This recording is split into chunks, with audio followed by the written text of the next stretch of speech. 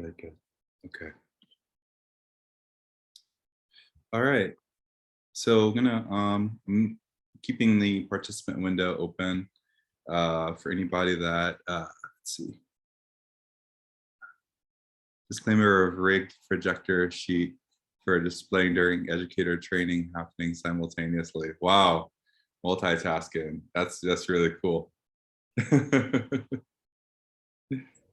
Yeah, actually, Dean and I are in the same classroom. Okay. But sorry if it's really loud because we're talking. Yeah, I know. I know how it is, like trying to like avoid the echoes and everything. Cool. See, Zora just logged on. Okay, so I'm gonna go ahead and start. Gonna go and share this Firefox really quickly. So so my name is Jean-Luc Perit. I use the he series pronouns. I'm originally from New Orleans, Louisiana, in the United States. I think most of us here right now are in the United States. But a member of the Tunica Biloxi tribe of Louisiana. And I live and work in Boston, Massachusetts, where I serve as president of the board of directors at the North American Indian Center of Boston. Formerly an employee of the Fab Foundation. I'm also a recent graduate of EAC and the Master in Design for Emergent Futures. Also a graduate of Fab Academy 2021, so super jazzed about that. But yeah, let me also really quickly, as is our practice at the North American Indian Center Boston, we recognize where we are, the greater Boston area, as the traditional indigenous territory of the Massachusetts Nation, who continue to this day in part through their lineal descendants, the Massachusetts tribe of Ponkapog. And in doing this land acknowledgement, part of our practice is to then also say, you know, there is an agreement that we're making with our host tribe. So one such agreement that we can make is to support every effort by the tribe to repatriate land and natural resources back to the original peoples. Actually, earlier on in the pandemic, it gave me time to have pause and actually deepen my own understanding with the land that I'm on, the land that holds me, the animals that come to my own local ecosystem. So the Canadian geese that come to Jamaica Pond, where I am, which is a kettle pond. It's formed by a glacier. And all of this is sort of the histories and stories that are written within the land. So I just wanted to like not only think about land acknowledgements from the anthropocentric view, but also what is the agency of land? What is the agency of all of our relations within this sort of territory, so to speak. So with that said, I actually do want to give some time to each of our participants. So if you can just kind of like briefly say who you are, where you are, you know, if you have people that you come from that you feel that you're representing, please do acknowledge them at this time. And I'll start with Dan. Hi, I'm Dan Flores. I am on Denina land in Anchorage, Alaska, part of the Cook Inlet Tribal Council and the Fab Lab hosted here. I'm originally from the Kivs and Tongva land, which is known as that Los Angeles greater area. And I've been hopping between Denina and that land for the majority of my life. But yeah, I did have a chance to visit Massachusetts and that Boston area. And yeah, it's very, very appreciative to hear the acknowledgements from that area. So thank you, Jean-Pierre. I'm gonna go to Richard now, and then we're gonna go bounce back to Anchorage after that. Hello, everybody. Can you hear me? Yes. Okay. Hi. Yeah, my name's Richard Seville. I'm in Anacortes, Washington, which is part of the San Juan Island archipelago. Although we're basically attached to the mainland by bridges, about an hour south of Vancouver, BC. I'm not First Nations. There are a lot of tribal groups around, and I've worked with various groups and organizations over the years, mostly coming from a background of rural economic development. One of my favorite stories was the Lummi Nation up north of here. I met one of their representatives when I lived in Washington, D.C. They had this fabulous idea about a free trade zone that they wanted to develop at the time. They had a deep harbor. The water's really deep around. It's like thousands of feet deep. And they wanted to create a free trade zone, taking advantage of that, of that resource. Where, and this was like back in the 1980s, but their concept was having, different parts and do like fabrication on the in their sovereign territory, so they could value add, right? So they would have basically like small container ships, coming in at various parts from different parts of the world. They would have then their own light industrial capacity, constructed there then to assemble things and then ship them back out into North American, markets and take advantage of the free trade zone, tax benefits and such like that. Never really came to fruition, but that's kind of a story that really stuck with me as something that could be done in this region sometime. Anyway, thank you. Thank you for that, Richard. Brian, can I call on you? Yeah, thank you. My name is Brian Walker II.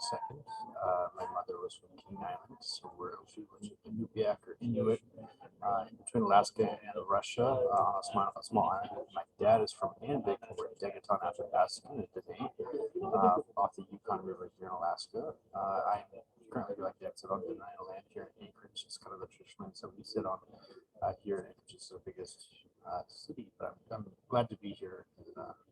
Awesome to meet all of you. Thank you. I'm gonna go to Ariane. Hey, so I'm Ariel. I am a chief from the Red River Valley in Manitoba. I am currently in Chiochake, Montreal. Unfortunately, I don't know the other versions of Montreal in the other languages, because Montreal is actually shared land. There's Mi'kmaq and Anishinaabe people that live here or have been on this land as well. I currently reside in Ottawa, which is Anishinaabe Algonquin territory. And I started in the Fab Lab world and joining as a project manager, Fab Lab Anaki, which is an Indigenous Fab Lab in Gatineau, which is right next to Ottawa. And I was there for a little while and then left and went back to working for the National Gallery of Canada. But obviously I could keep away from the Fab world and have maintained some relationships within the Fab world, because I do believe there's a lot of similarities between Fab Labs and Indigenous ways. So one of my main interests is seeing how those two can converge and actually be good or help one another out. I also have seen some benefits that the Fab Labs have had on Indigenous peoples, and knowing how Indigenous peoples in Canada are often short on resources, I do believe that there's definitely room for Fab Labs in those more remote communities in Canada, on Turtle Island, but also elsewhere in the world. So I'm kind of playing with those ideas and looking around at that. It's been a hard summer. Seeing children of our nations being recovered from those graves. It's been an emotional one for me and a lot of peers, some colleagues at the gallery, and I'm happy to know that I'm not alone in grieving, but that's one of the reasons why I joined the session, is actually to see what it is that we can do together to show solidarity. Gotcha. Sonia, can you chime in? Just quick introduction. Hello, everyone. I'm Sonia Pryor Jones. I've had the pleasure of working with Jean-Luc when he was with us at the Fab Foundation. I live in Cleveland, Ohio, and I am African American. I don't have a strong sense of our lineage in terms of the exact whereabouts of my ancestors, but both of my parents are members of families that were a part of the Great Migration from the South to the North and Midwest during a period of time where African American families were looking for better qualities of life through jobs and physical safety from the racism in the southern parts of the United States. And it's a pleasure to be here with all of you to just be in community. So thank you. Thank you all. Thank you all for being here. And I wanted to definitely just highlight that no matter where we are, I think that the issue that we're here, and to catch Ariel for bringing in your own experience and your observations from local community around this issue, because it is certainly the title of this session, of course, is "Every Child Matters," building off of the hashtag, recognizing that this is a reclamation of children that were lost to these assimilation camps, these so-called residential schools or boarding schools here in the United States. This is something that our communities have known for a very long time. And, you know, it is something that now we have sort of proof of what has been known and what we have experienced for a very long time. I just remember when I first heard the news, it was actually in Barcelona at EAC doing the graduate program, and there was I felt the need to cut my hair one day. And these past few years, I've actually have seen most of my grandparents' generation walk on. So when I get the message that it's time to cut your hair, I also kind of dread, like, you know, okay, what does this mean? And so then, you know, the day after I did that, then I started getting the news back home here in Boston from my team at North American Indian Center of Boston, from United American Indians of New England, around what was then being framed as the discovery of, at that time it was 215 graves by the Kamloops nation. So I just I just kind of dreaded, you know, having that revelation, but then also like being away from Turtle Island, from home, from all of what has sustained me, and in this time, and then to have that revelation. So definitely felt it, even across the waters.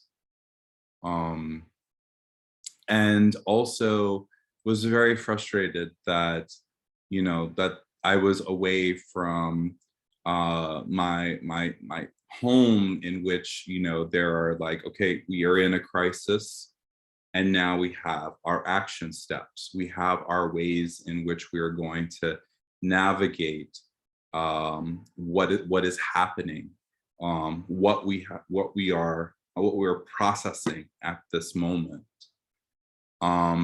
So it really then brought it to a point where I was like, okay, even here in Barcelona, even here in this program, yes, attached, you know, tangentially to the Fab Lab network, how can we foster international solidarity with First Nations, with American Indian tribes here in the United States, even to the point where we're having some consciousness raising for our Central and South American relatives who are starting to really look at the missions and seeing some of our shared experiences. So I just wanted to pause there really quickly. Was there, has anybody else kind of felt some of these issues? Like how have they resonated with you locally? Just if anybody just wants to share, please unmute.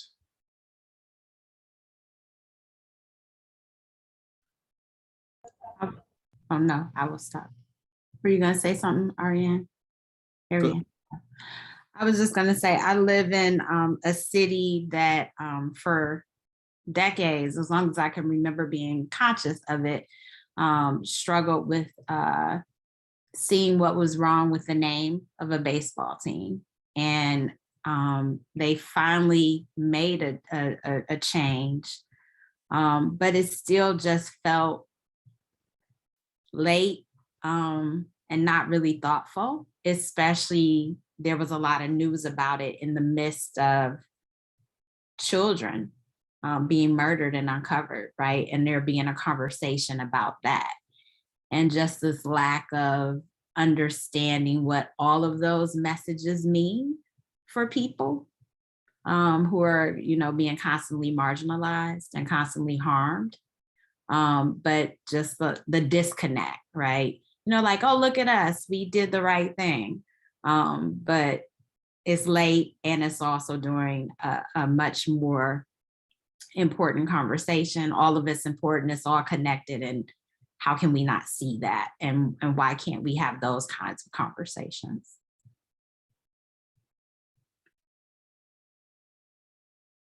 Ariane, you were going to say something? I was just gonna say, like, I think for me, connecting back to my Michif background, what I think is interesting is we're actually often forgotten. Personally, we talk a lot about First Nations. We talk a lot about Inuits, but sorry, I shouldn't have put an S to that. Inuit is already plural. We talk a lot about Inuit and the Métis people, and what we have suffered is not the same, but we've also suffered. There has been some boarding schools. There were some residential schools that were Métis that are not talked about. The government didn't settle with the Métis people for the residential schools.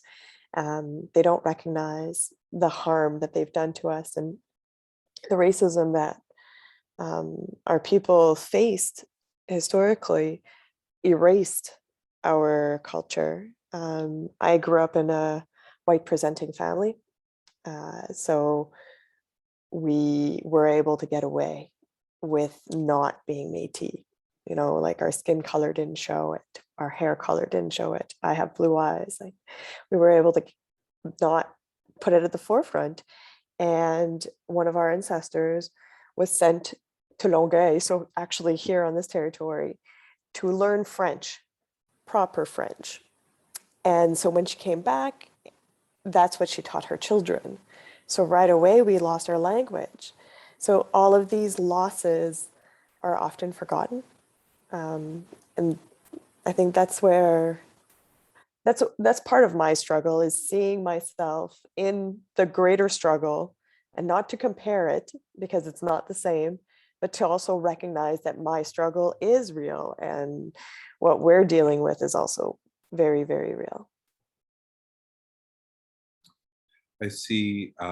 So I saw Dan reacting to some of the things that Sonia was saying about superficial acts that we're doing, as far as like I believe that's in reference to the mascots, which is, I mean, it's a big issue, but also it's something that is, in a way, it's in a way of like substantive change, because we definitely are tied up in representation and imagery. But I also wanted to acknowledge that Dorothy is here, and then we have a unnamed Zoom user, so I'm not too sure who. Oh, I think they left.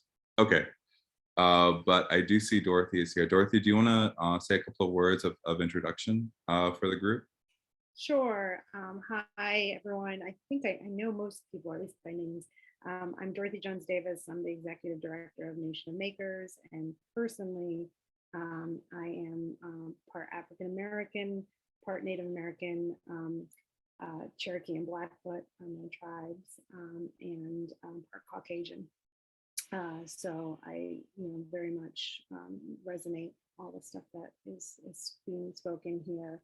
And I'm also a part of the BIPOC Makers Collective, which is a new collective that Jean-Luc and Sonia, and I think we'll pull Ariel in. I shouldn't just like drag her in without asking her permission. But I think it's a new group that we're trying to start, that's just getting off its feet to sort of discuss some of the not just the challenges of BIPOC makers, but actually to work to uplift the voices of BIPOC makers. And so I'm just happy to be here, and a lot of things that are being said, definitely resonate with me. And I, like Ariane, sort of struggle with this feeling of being or feeling like I'm less than in terms of my Indigenous background, and have spent a lot of my time when I was younger sort of learning about my family heritage and background. And then, when I got a little older, kind of strayed away from it. And it wasn't necessarily intentional. It was just one of those things where I was like, oh, but there are people that are, fully Native, and they should get all of the rights and, all of the things that are available to them. But it took someone recently telling me, and I shared this with a few of you, but I'll just say it, in saying, to me personally, that that's exactly what colonialism does, right? It says, we're going to strip you of your own heritage. So like, I'm actually helping that happen by not choosing to recognize. And so, as I've been going through different feelings about things and whether or not I should feel a certain way, or if I'm entitled to feel a certain way of, whether it be anger or sorrow or just whatever human emotion I'm feeling, all tied up in that is understanding sort of the systems that have created structures the way they have, in a way that has continually stripped Indigenous folks from feeling these ways, right? Because it's like, well, you're not Native enough, and you're not, so you can't claim these feelings, or these, in doing that, as actually hasten the departure of Indigenous people from their lands. So anyway, I'm just, this is always a challenge for me to personally do more. So I'm appreciative of being here. Those are super important points from both Ariane and you, Dorothy. And I do see that Melvin joined us. Hi, Melvin. Do you want to say a quick word of introduction? No, sorry, I was that unnamed user. I had to change my name. Sorry. How you doing? Cool. Yeah, no worries. Yeah, we were just Melvin, you're aware of the issue that there are children that are currently being reclaimed, being lost to the system of assimilation camps under the pretense of residential and boarding schools, and how the education system was actually weaponized against Indigenous peoples. And I think, you know, to some of the points that Ariane and Dorothy were bringing to us, actually, let me make sure that I capture this. So Ariane added, in Canada, status or non-status is a hierarchy that was established by our government that now creates your level of indigeneity.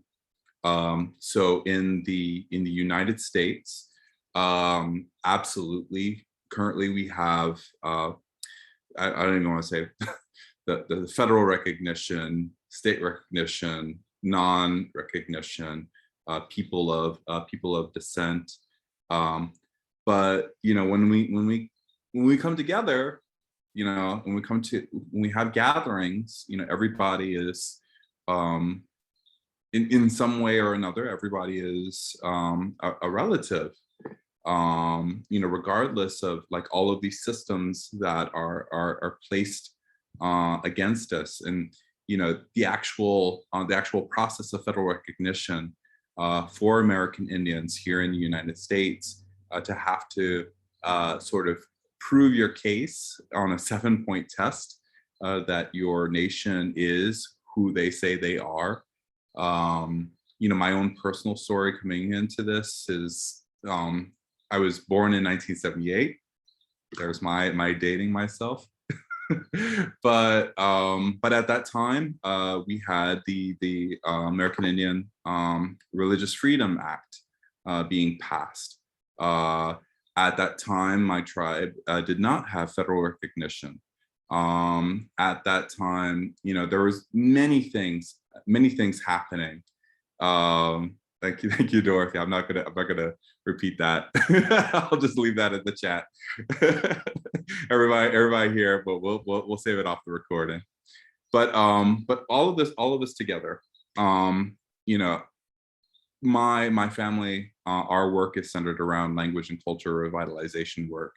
And so one of the things that I was looking towards, as far as like healing from all of this legacy, was sort of like what was happening at that time.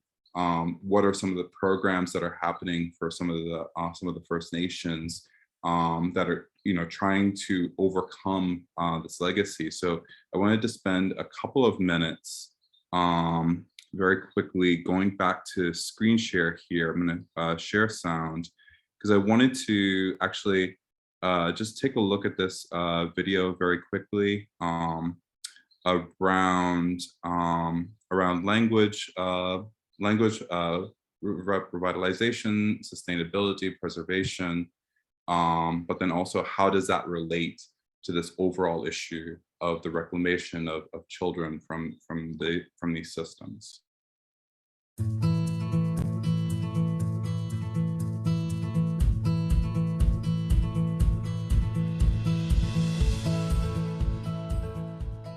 Keeping the language alive is important. It's as important as any other language in the world. You know, there are thousands of Aboriginal languages that are becoming extinct, and we don't want our language to become extinct. The program came together after a request from some First Nations language organizations within the community. They developed 10 First Nations language courses and the 3-year 92 credit program here at Thompson Rivers University. The building of language is important for a university because we're a place of learning. This is the year of Truth and Reconciliation, which is prioritizing language. So on the revitalizing that is that to respect First Nations, they must get their language back because their language has their history, their philosophies, their ways of knowing. So the First Nations language is of extreme importance. Really happy that the program's available here at TRU. It's very important for us, you know, especially here in Secwepemc territory, to actually have the ability to actually take language classes. So a lot of the younger generations like myself don't know the language, so we need to learn the language and be able to share that knowledge with the new generations coming up now. It's to me to relearn what I've lost from going to a residential school and loss of my family and to teach me. We have been here for thousands of years, but we've never had a written language. We've spoken the language, and I believe our language is probably older than English. The goal of the program is to get students to learn a First Nations language and be able to teach this language in community, either in the public school, private schools, or within their communities. So I just wanted to stop right there because I didn't want to get too far away from what the elder Lorraine was saying from Kamloops to Secwepemc, that you know, this is part of the legacy of these schools, that community members lost their language. They were forced not to speak their languages, and what that, and you know, just I wanted to kind of like pause and then kind of just understand that the gravitas of not being able to speak your language, not being able to transmit knowledge from your homeland, and then having to put that away, and then having to adopt a whole new way of being. So I just wanted to kind of capture this moment and then say, okay, now we kind of have a glimpse of, you know, what the impact is, and we kind of have a way of understanding that when the issue came into our awareness, like what is our relationship to that issue. So then, as a community of educators and designers, now, most critically, what is our responsibility to act? What is our, how do we start to understand what it means to act in solidarity with communities, not just this individual First Nation. We're talking, we've gone from 215 to thousands now at this point. So what is our responsibility to act within this community in solidarity? So I'd like to have anybody's insight into that.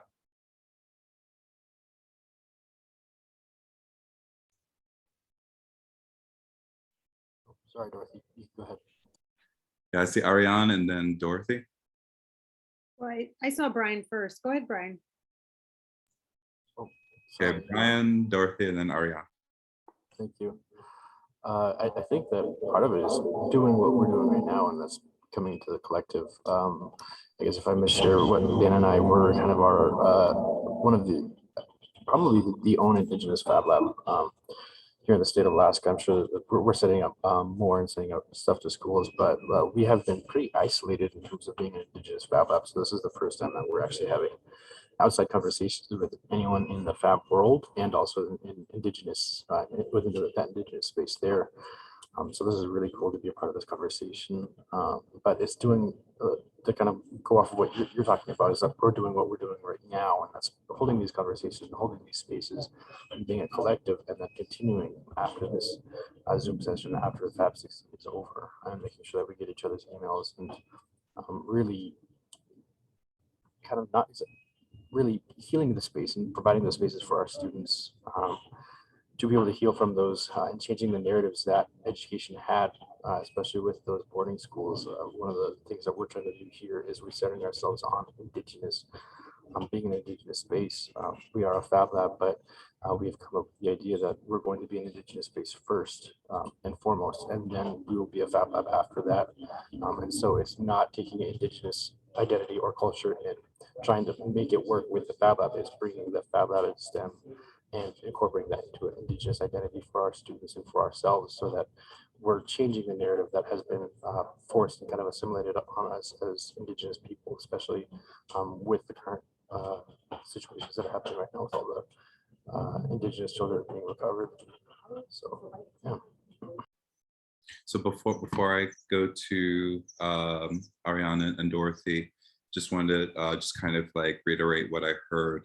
So definitely affirming self-determination, saying that we are in Indigenous space first, and then a sorry, I see a couple of things from Dan. Oh, Renee Fredericks, yes, the department director, yes. Yes, we're definitely, and Renee Fredericks is also, I think, confirmed as part of the BIPOC collective. Yes, thank you. I got the thumbs up from Sonia. But yeah, definitely affirmation of self-determination, being an Indigenous space first and a Fab Lab second. I think that is that's very critical. So Dorothy and then Ariane. I was just going to uplift. I mean, and you already know like the story about Blaze, or just in general, like the work that Blaze is doing that like wraps in language and just the importance of language, you know, in terms of the stories that we tell and what we make, right? So I think the idea of like, when you go into a makerspace, I mean, there's some functional things that you make, right? Like I need to make because I want to make a table or I want to make something that's functional. But I think a lot of what we make has to do with who we are. And I think that it's so important to uplift, like when we're creating spaces, and this extends beyond just Indigenous folks, but just in general, like thinking about for any BIPOC individual, you know, so much of our stories being, you know, dampened throughout history. There's a great opportunity to utilize like the language along with the things that we make to tell the stories of the people that we are. So I think I really loved, I'm going to quote you, Brian, later. And I took that quote of like, we're Indigenous space first and then a Fab Lab, because I really do think that that speaks volumes to like who we are. And when we create these spaces, I mean, first and foremost, they really are our community spaces.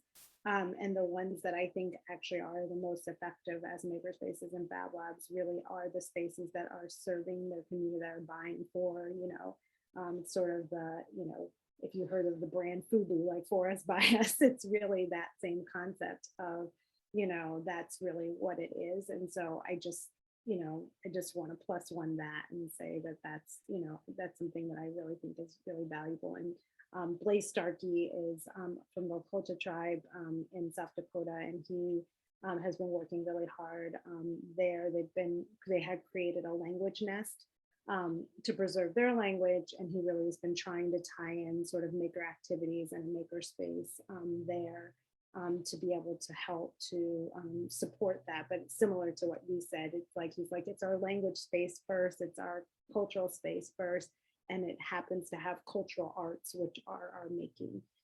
But even in the types of making that are being embraced too, it's really like there are all these, along with the language that was lost, there are a lot of traditions that have been lost over the years because of the re-education campaign. So I think there's just a lot of opportunity to relearn through, you know, through fabrication. Thank you, Dorothy, for bringing Blaze into the conversation. I met Blaze at Fab 11 when it was here in Boston, and Blaze is actually from Standing Rock, and during the time of sort of all of the camps that were happening around the pipelines and all of the not protests but acts of protection and prayer for the land that were happening at that time. You know, I was just so impressed by Blaze and his commitment to the education of the youth. Even though at Oseri Sakuin, it was, you know, there was definitely resistance that was happening through prayer and protection, but there was also a realization that these camps had to be functional communities, inclusive of math and science classes for the youth that were in those camps. So really want to thank you, as you were doing, Dorothy, uplift stories like Blaze's. But definitely, Ariane, I wanted to turn to you as well.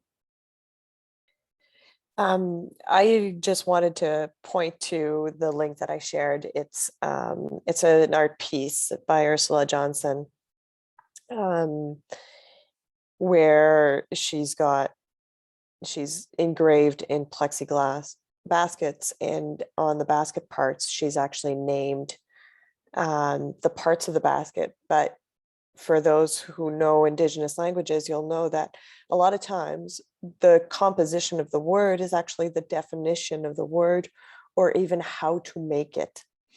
And so this piece speaks to, first of all, how museums stole objects and placed them in these types of containers.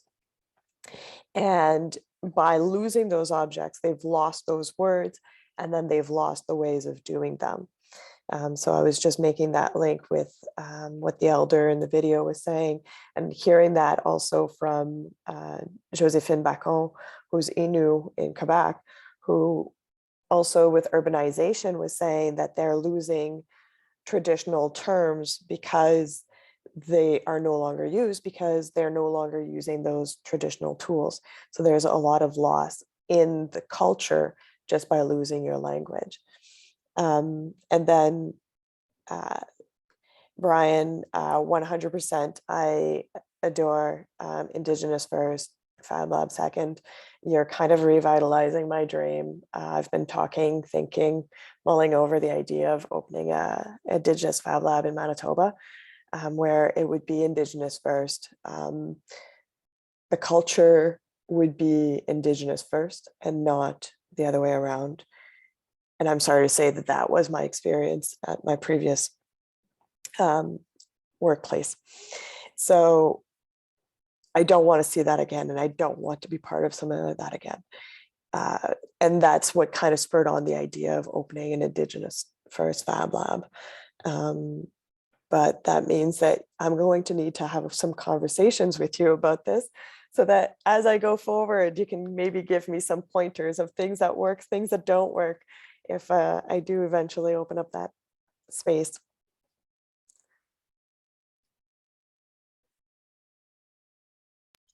Thank you, Merci for that. I wanted to actually bring Richard back into the conversation. Richard, from what you're hearing right now, being in Washington State, and then having community members there, what are some of the, do you have practices, do you have ways in which you can respond locally? Right.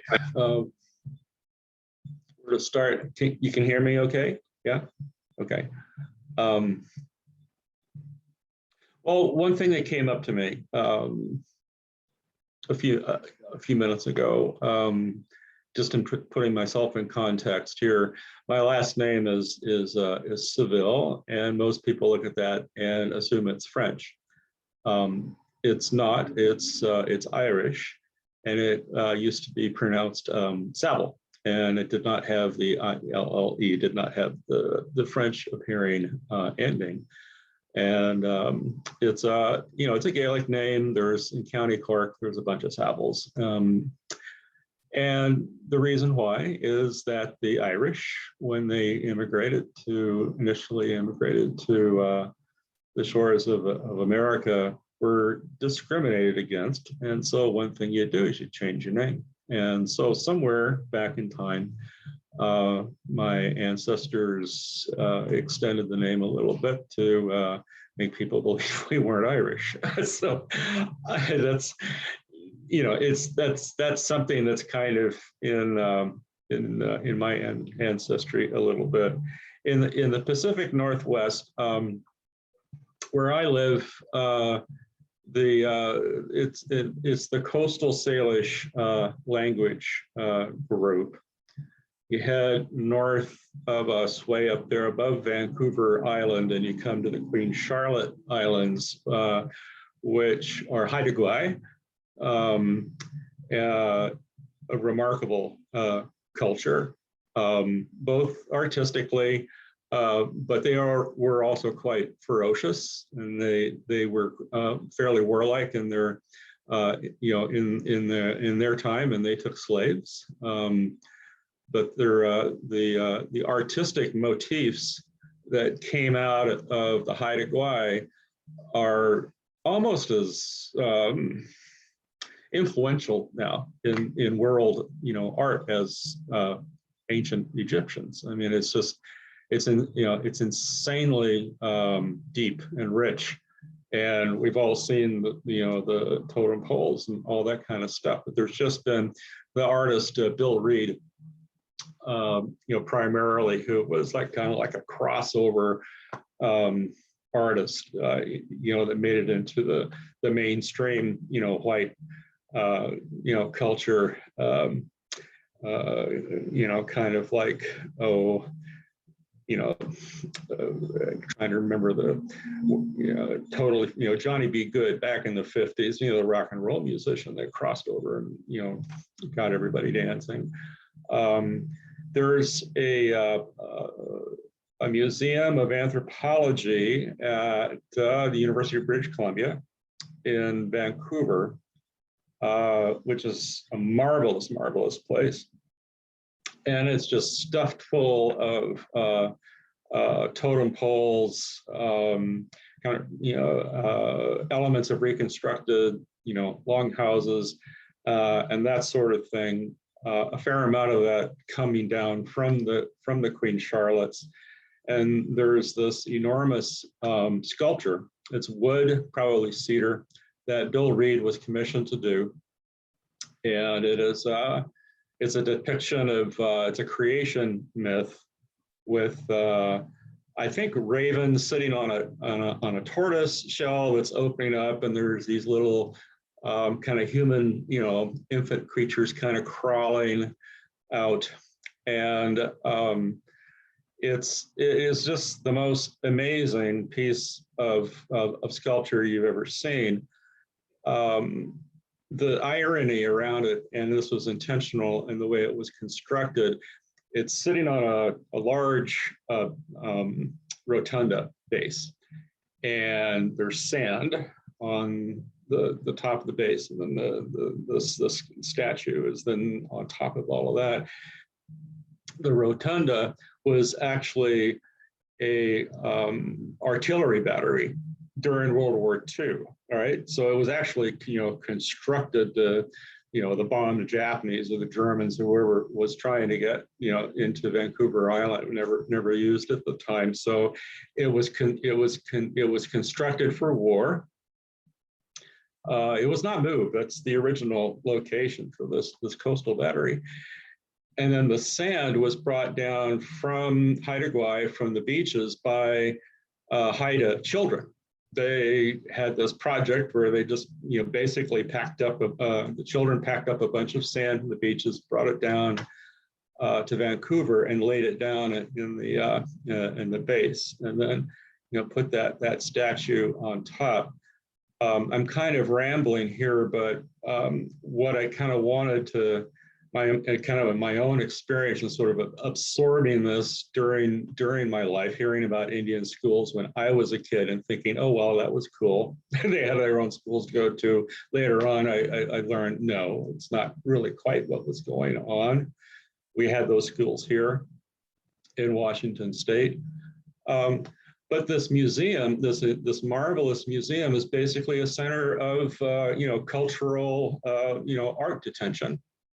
it was the appropriation of objects taken from their original context, really.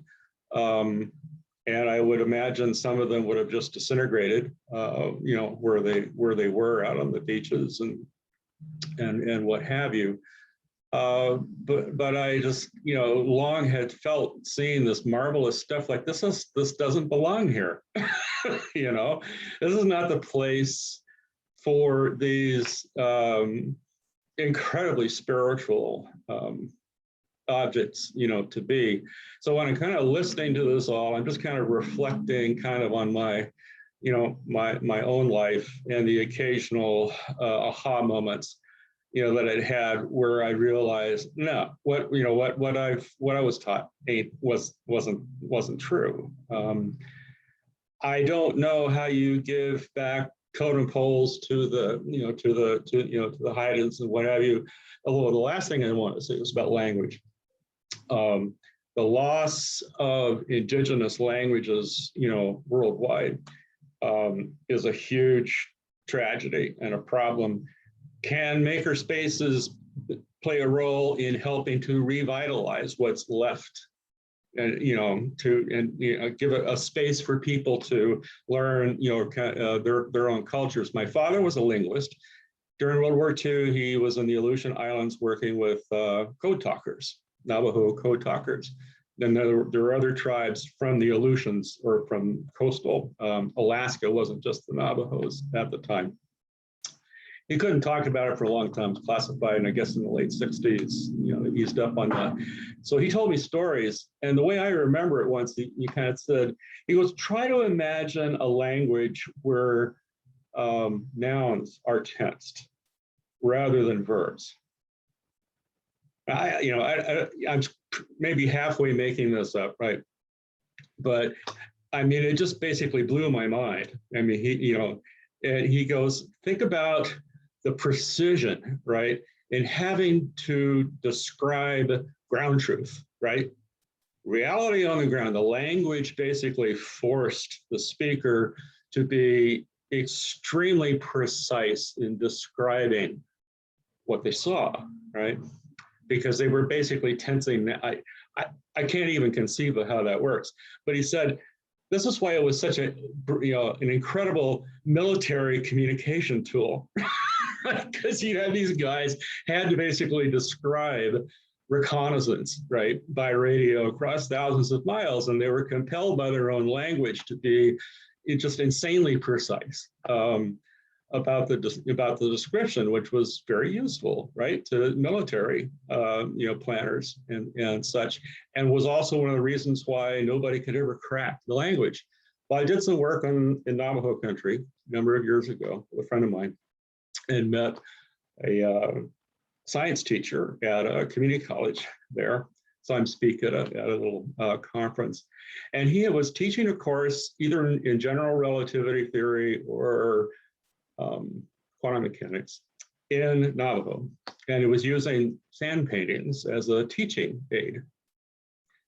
And he was making the argument that it was actually easier to teach those kinds of scientific concepts in the Navajo tongue than it was in English. It was, as he said, well, the Navajo tongue is just, it's much more adaptable to that kind of scientific, reasoning than English is, and so these languages that are disappearing are so, I don't know, it's like losing plants out of the Amazon that have these pharmaceutical properties that we don't know about, right? And we're just like, it's, the languages have an ability to enable perceptions of reality, right? Perceptions of philosophy and feeling that can be almost impossible to express in other languages. We all know that, right? You can say things in German that are hard to say in English, Japanese, it's amazing. But these indigenous languages possess perceptions of the world that are probably useful in designing solutions technology solutions to the problems of the day. And so I think the loss of these languages is beyond tragic. Anyway, those are just kind of some of the reflections that I've had. Thank you, thank you.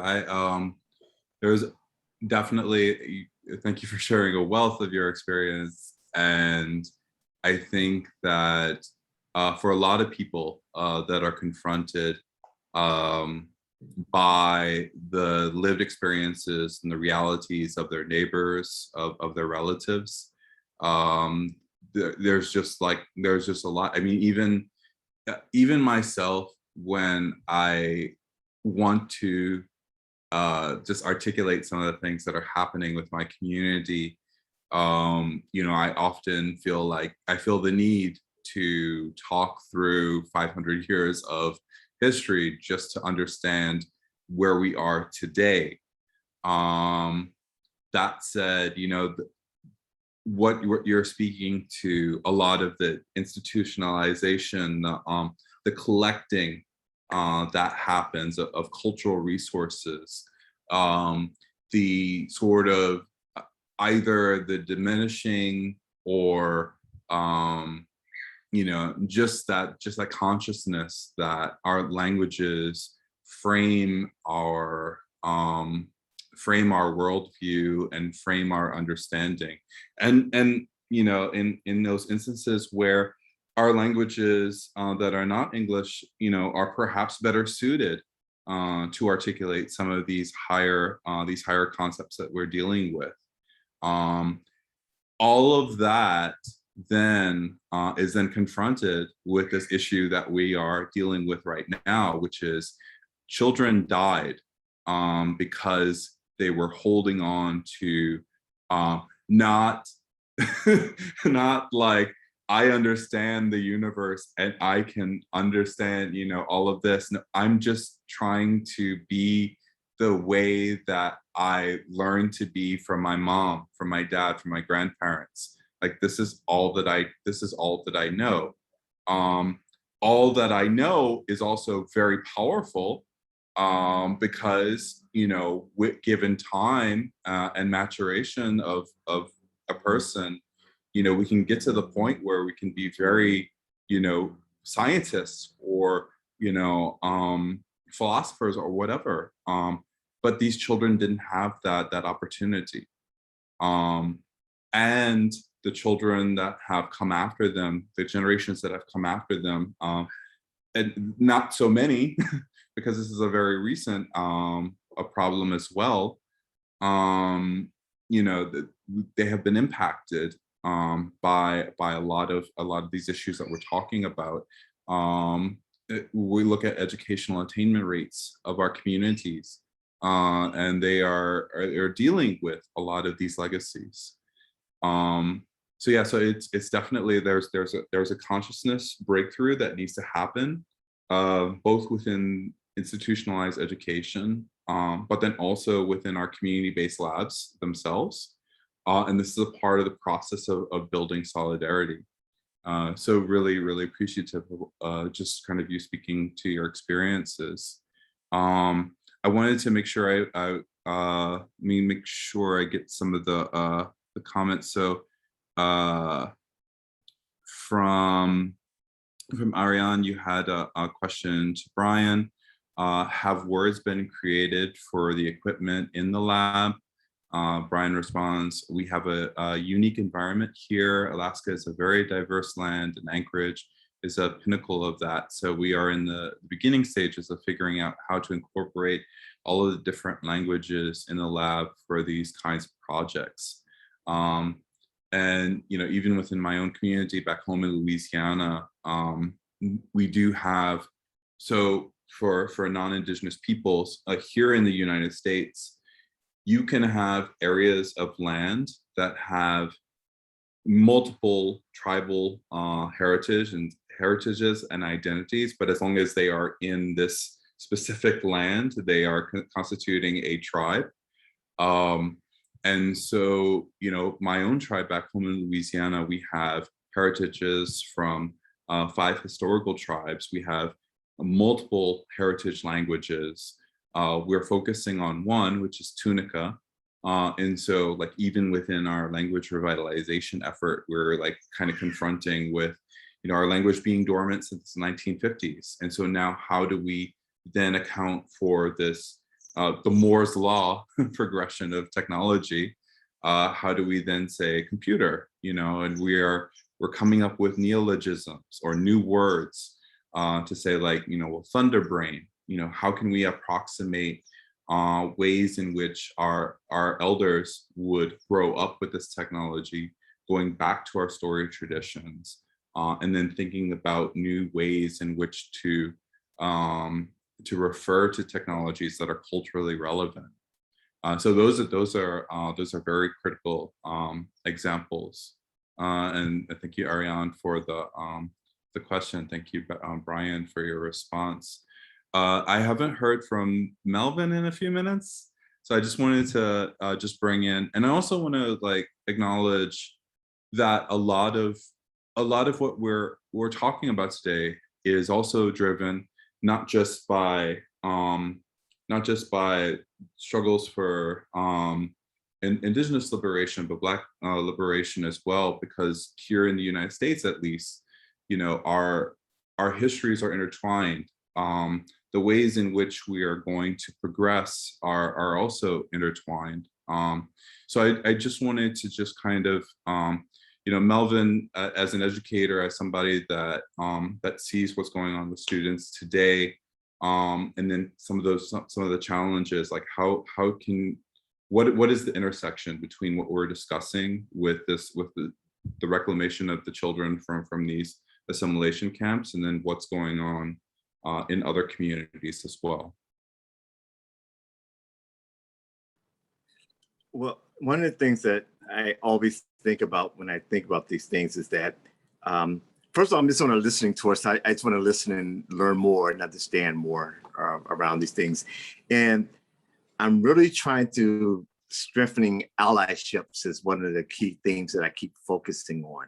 And the First Nation history, the slavery, there's both connections and conflicts in that history, right? And being honest about those things are always a good thing, but I like the conversations where it's not centered around whiteness, right?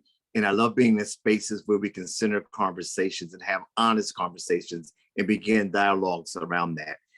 And one of the things that I really want to try to figure out is how do we bring young people together from different cultures to begin to think about these kind of things, and how do you use technology and those tools to enhance that process, right? So for me, when we talked about this about a year ago, John, we talked about the backlash is coming and the backlash is here, right? And so it's as much as we can work in partnership, allyship, and begin to think about these things is where I'm trying to figure out how can we be in solidarity and push agendas around thinking around these notions. So that's where my headspace is right now.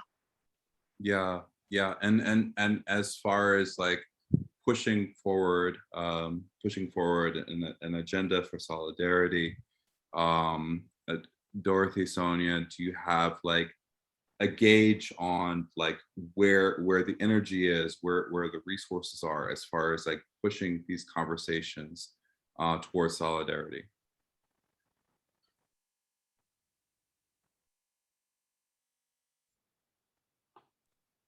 I think we're both waiting on each other. Yeah, you can go first. I mean, if you have, so I'm still kind of mulling over.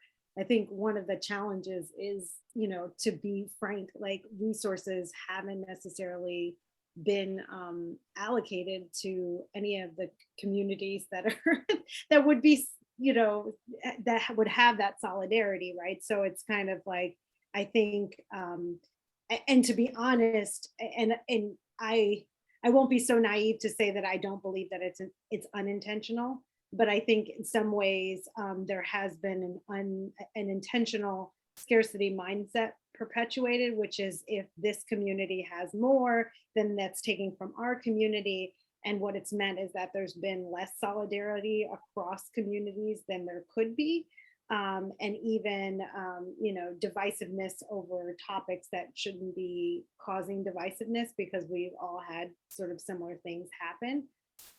So in terms of actual like resources, I think the one thing I will say is that for better or worse, the uncovering of truths over this past year, whether that be in the bodies of our children or in the bodies of adult men or in the different bodies of unfortunately dead people, right? Like, to be quite honest and unfortunately frank about it, this past year has really woken up some people to have those conversations. And I will say personally, I feel like I've had more conversations with folks about like, we're going through the same things, we need to be solid with one another.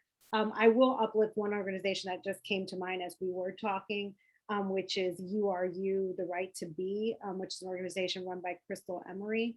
And she is a paraplegic herself, Black woman, also Indigenous. And she's been doing a lot to, she has some funding that comes through the National Academies that she's been using to work with both Black and Indigenous communities, in particular women of color, around sort of that are in STEM, to really further sort of more of a solidarity and alliance. And I've had the opportunity to be part of, I think, 3, it's been an ongoing grant. So it's like, I think she's in like year 2 or 3 of the project. And it's just been, it's grown a lot. And I think that there's a lot of just learning that needs to happen. And I will say, like, it's kind of crazy. And, but, to what Richard was saying even earlier, like how much history has been erased in multiple different communities, that there's so much learning to be done. So in the room, when we were having one of those conversations, boarding schools, and a friend of mine who was African-American, she was like, yeah, some Native American women were talking about, like some Indigenous women were talking about boarding schools, and in her mind, it went to the, traditional American definition of a boarding school as being an elite thing. It was like, oh, I didn't know that they did that. How nice of the government. Like, and then it was like, oh my God, after she figured out what it really was, the horrifying nature of what it really was, I think there's a different awareness of, oh my gosh, there's so much, we have our histories overlap so many places where, to be fair, like colonialization in whatever way, it turns out has manifested itself into these like really horrible doings. So anyway, I know it's a little rambling, but I think there are organizations working towards it.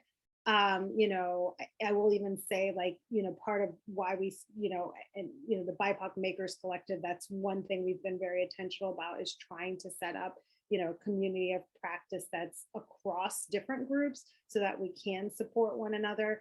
And I do think it's going to be education as well, because I think part of the shared history of the divisiveness is not just to erase ourselves from ourselves, but erase ourselves from other people's memories too, and to create structures that then say these like, you're more than me, or you have more than me, and therefore I can't let that happen. And so I'm gonna instead of support you, I'm gonna not support you. And in doing that, it creates even more damage, right? So I mean, all these things that are systems are some, I want to think that the world is not a horrible place, but the reality is it shows us time and time again that those are usually intentional systems.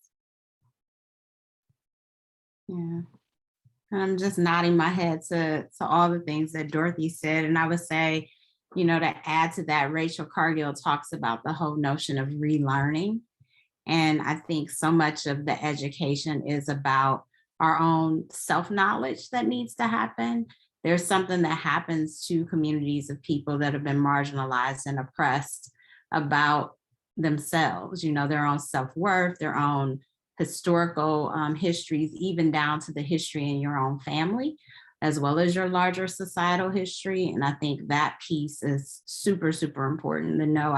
The more I can learn and appreciate about who I am and the culture that I bring, the more open and able I am to do that across other communities. I think the other part of it has to do with access to resources, but not thinking about it in this capitalist way, which gets to some of the points that Dorothy was speaking about in terms of, lack of versus abundance. And I think a lot of those things are cultural for many communities that we can reach back into. And I think also policy. I mean, so much of these conversations that we have around systems and, systems being designed to do exactly what they're doing are tied into policy.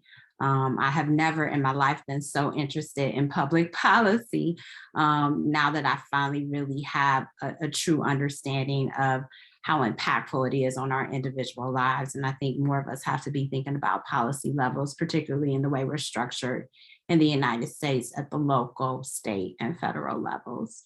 And doing that kind of work in solidarity with one another, I think could really be a game changer. Yeah, and Aria, you mentioned the borders continue to be problematic. I'm realizing that the organizations don't work across border, so funding for communities come from one government or the other, creating divide in communities. Do you want to speak a little bit more to that? Or it was just Dorothy mentioned a couple of organizations, and I kind of realized like they're in the US. I don't have access to those. And that's because if the US gives a US organization money, it is to be spent in the US and not in Canada. But as we're learning from Western communities, those borders shouldn't apply. They don't apply. I'm happy to say that there's some communities in Washington that have hunting rights in British Columbia, which is an excellent news, but it just goes to prove like these borders are imaginary and they're creating divide in our communities because either you're part of that community, either you're Native American or you're First Nations, right? Like there's just even in the terminology that we use is different, and that is creating a divide. In Canada, the Cree Nation up north in Ontario, Quebec, same communities, same nation. They live like two completely different lives. The communities in Quebec were able to negotiate some rights and access to some revenues from Hydro-Québec, whereas in Ontario, they didn't get any of that. So they don't have the same rights and they don't have the revenues from the hydro dams, but that's because they're in Ontario and not Quebec, but it's the same nation. So these imaginary lines are creating these insane divides. And so that idea was brought on by Dorothy. So I'm sorry, I'm a little off topic, but no, not yeah. at all.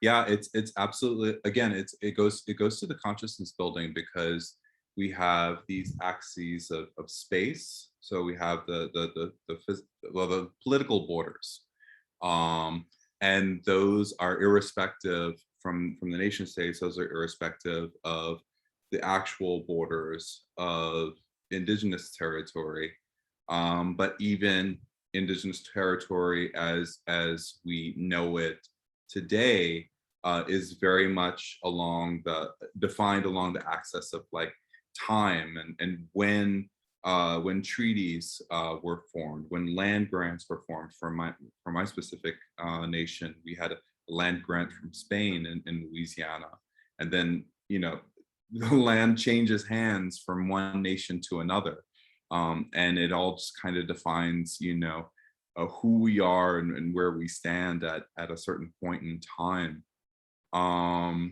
Richard adding a Canadian border is 50 miles north, Vancouver Island 15 miles to the east, but it's all Coast Salish culture and language group. Very difficult for Native interests to work together on mutual sovereign rights. For example, salmon. Yeah, but it's but with that, regardless of what we humans do, just kind of like saying as humans versus the salmon, regardless of what we do to obfuscate a lot of, you know, what the real world is like. The salmon, you know, they're not really reading treaties. I mean, their motions are definitely informed by, you know, our activity, and what we are as humans, what we're doing to the environment.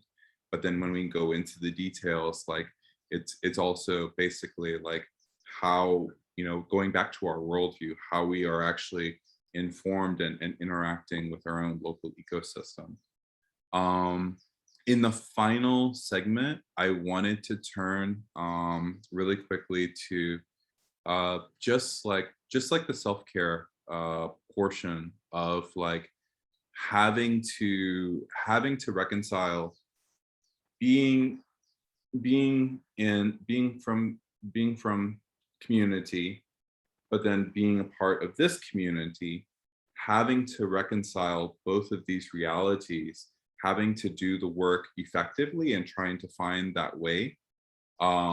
So on top of being reminded of the violence against us, against our ancestors, you know, how do we take care of ourselves, being in multiple movements at the same time, but being driven by the work to support our youth.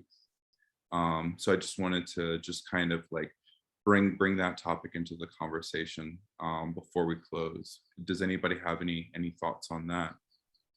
Jean-Luc, So Sonia and then Dorothy. yeah, some thoughts on that. I think first it's about just figuring out your personal joys, right? Like those things that bring you personal, individual, unadulterated joy are just like super, super, super important. And I think in most communities, like those who are represented here, we're often told that our role in the world is to work and to give and not to have joy, and doing the best that we can to find that for ourselves and to pass that on in our communities. And I'm completely on fire and inspired by young people.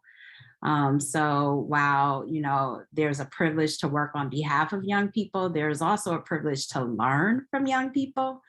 And I include that in my own children. But even, you know, we had these youth panels today and they were just incredible. You know, these are young makers from all over the world who are just doing all kinds of stuff. And I was so inspired by them. So I think that's super important. And then I think trying to be more strategic. I mean, forming the BIPOC Makers Collective and reaching out to Dorothy and Jean-Luc and some of those other founding members, that was selfish, right? Like in many ways, and strategic. It was work that needed to be done. But I also don't have a community of color that I get to work with every single day at the Fab Foundation, right? And so this was also a way for me to create that kind of community with people that, you know, are aligned with my same values and I know are serious about the work. And so I think also, you know, those are important things for us to be thinking about and doing as it relates to self-care. Dorothy? Okay, and so being the person that I am, I don't do well with that. I need to do more self-care. But I was thinking sort of larger for the actual like space, like the Fab Lab or the maker space, and just thinking that, you know, I think one thing that's really important, and I think, I don't know about anyone else, but for me, the thing that boils my blood the most is when other people are like, oh, that's not a big thing, or aren't paying attention to something as seeing it as an important part of history or whatever, because it's not their history. And so I think, you know, one of the things that I've been passionate about recently is working with some folks to try to sort of change the way, again, how we tell stories. And I know, you know, I feel like every project I'm now on with Sonia, which is wonderful. But one of the things we've been doing in our Field Building Collective, which is an educational sort of alliance, has really been sort of this storytelling opportunity. And I just think that going back to what you were literally just saying about the youth sharing what they're doing and what inspires them, it's really important that our youth, right? Like, I'm not saying that it's over for me, like I'm not old, despite my age of birth, my year birth. I am not old, and neither is Jean-Luc. But so I hope I won't perish anytime soon. But I do think, as trite as it sounds, the children really are our future, right? So it's really important to me that we protect our youth, because unfortunately systems have clearly, and these children being found actually helps us recognize how precious our children are, right? And how easily they can be taken from us. And so I think for me, it's not only about my joy, but also making sure that our youth have an opportunity to experience joy through making and digital fabrication and the things that they do, and that they're able to share their stories and they're able to learn their stories. So, I'm also thinking, listening to all these different sort of things that we listened to and talked about today, how can we make sure that the stories of all of our youth are actually, and their history is shared in a way that allows them to continue to honor those traditions. And I think it goes back to what Brian really said, which is like, not to say every space has to be, corned off as a space for a particular, grouping of individuals, but in some cases, and, especially for Indigenous communities, I think because there has been so much diffusion on purpose to kind of erase history, it's really important that it's like, almost like you said, it's Indigenous first, and then it's also, okay, here's some tools that you can, utilize, just like we had other tools when we were, back, in a different part of history. This is just a new tool set to add to your tool belt to make new things that then will continue to carry on our history to your children. And so I think in the context of where we're at, with Fab 16 and just thinking about this, to me, that's really, really important to, it's self-care, but on a meta level, right? It's like self-care for our whole community, right? Like, and a lot of that is in that preservation of history and culture. So that's one thing that I'm hoping that we can sort of further, and that I'm challenging myself with the work that I'm doing at Nation of Makers to kind of try to help with that, because I think it's incredibly important. And then if that gets done, then I think I can take a break. But I am taking a vacation for all you guys that know me. I am taking a vacation next week. So you guys should be happy. I'm taking like the whole week off. Like we're shutting Nation of Makers for a week. It's great. Cool. I also saw Melvin, but before I bring you back in, Melvin, I just wanted to just kind of like recognize some of the things that I was hearing from Dorothy, from Sonia, and especially when we were talking about just the family separation. We are in this conversation right now because of the reclamation of the children, specifically to these assimilation camps, so-called schools. But in the very real present, we have families being separated on multiple reasons. There's like so many ways in which this system has disproportionately broken up Black, Indigenous, people of color families, and that real concern from our families to hold children, keep them safe, is something that resonates very deeply with everybody, regardless of whether we're Indigenous or not. There's a real concern about keeping families together and keeping children safe. So I really appreciate some of those comments. Melvin, are you still with us? Yes, I'm here. Yeah, I just wanted to give you some time to chime in on self-care. Yeah, well, one of the things that I echo Dorothy when we talk about community self-care more than individually. I'm fine, right? My community is in crisis, and it's a serious crisis here in Cleveland. I'm in Cleveland, and Cleveland is the poorest big city in the country, in the United States. And one of the things that is happening now, we're starting school again, and I've been at workshops and talking about school. We've lost a lot of our kids, right? In the sense that the system cannot find a large segment of the kindergarten population, nor the high school population. And people just trying to figure out, where are they? What's going on? In the last year, we just lost that population. The other thing that's happening is this toxic stress around COVID. was in a room with a group of students, and you ask them raise their hand if a family member has been impacted by COVID over the last year. Half the students raise their hand. And if you say, do you know a neighbor? Everyone raises their hand. And so you begin this process. We talk about school, the ELA scores are at 7%, 5% math. STEM is non-existent, right? And it's just so clear that we have to majorly disrupt this system. This system is not going to work for the Black population in Cleveland. It's just not going to do it. The majority of teachers are white, they don't care. So it's a very crisis time for us here.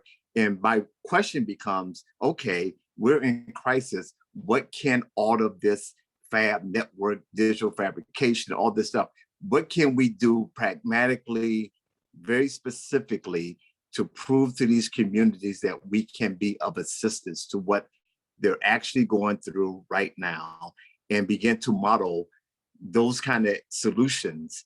Because we all know the problems. It's all about solutions now, right? And it's all about what kind of solutions can we take place. And I'm sorry, I don't know the young man from Alaska, but I think he made the key point. Indigenous spaces first, then a Fab Lab, right? And I think that's the mantra. I'm still that too as well. That's the way of thinking about this. So I don't have an answer. I don't have a solution, but I do know I am afraid for my community like I've never been in my lifetime. I'm probably the oldest one in this circle, but it's a serious time. I mean, and I don't have an answer, but it's a serious time. In our last few minutes, I wanted to turn back to Brian, to Dan, to Ariel. I wanted to just kind of like also just recenter our Indigenous children in this moment. And, you know, this is sort of like in our last few minutes, you know, what have you heard? You know, what would you like to hear more? What do you need more of from the Fab Lab network to support the children in this moment?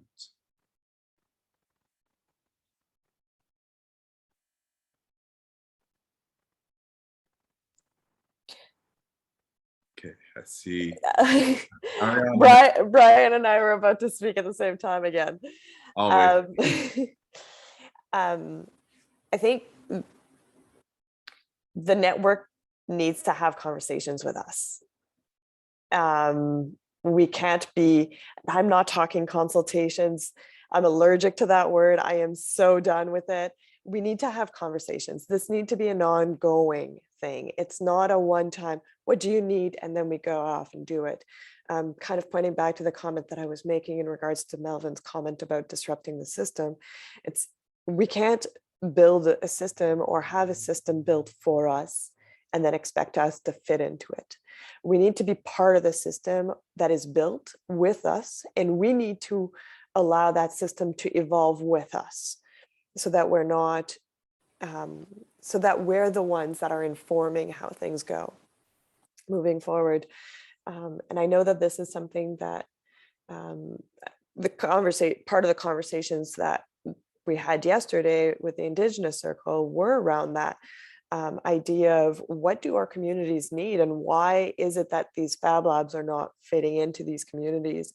How can we actually progress the academy into a way that can actually help our communities rather than continue having this prestige, very exclusive space? So I think that's, as much as Fab Labs, I'm going to say this, as much as Fab Labs tries to be inclusive, the reality is it isn't. And I think having these conversations that we're having now is part of the first steps that we're going to need to take into creating that inclusive space. And by having an inclusive space, our youth are going to want to be part of it because they'll see themselves in it. They'll see that they are making decisions for their own space, rather than telling us what they want and us making these decisions for them.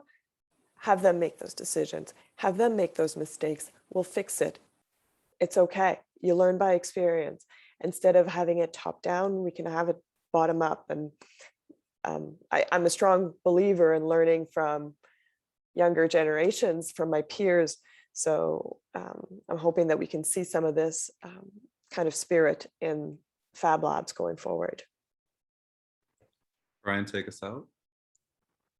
Oh, I mean, I couldn't have said that any better.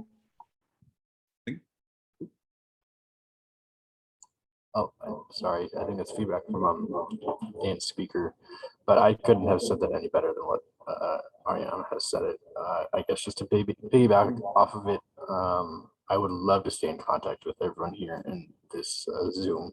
I'd love to kind of, I'll put my email in the chat box so that we can stay, because this is our first time actually having conversations with other Fab Labs, like I said previously. So this is like mind blowing, all of the conversations, and I love all of the input that's coming in. So yeah, definitely. So thank you for including us in this conversation. Definitely. So we have some emails going in the chat. We definitely have the Indigenous Circle as well, coordinated by Aria and Tikach for your work there as well. So we're 2 minutes over, but we're claiming the time. I just wanted to express gratitude. I started this work over 6 years ago. And I was spurred on by the work at Cook Inlet Tribal Council, not only the Fab Lab but Never Alone as well. I thought it was the best, one of the most inspiring projects, because I was like, my goodness, video games and our oral tradition, like, yes, like this is what I always wanted for my own community. And just really, really happy that after all of these years, we can have this space and this time together to enjoy like the oxygen from each other, because we often don't have these types of spaces. So really appreciative of everyone being here. Yeah, and enjoy Fab 16. Tikach, merci, thank you. Thank you. Good seeing you again, John. Good to see you all.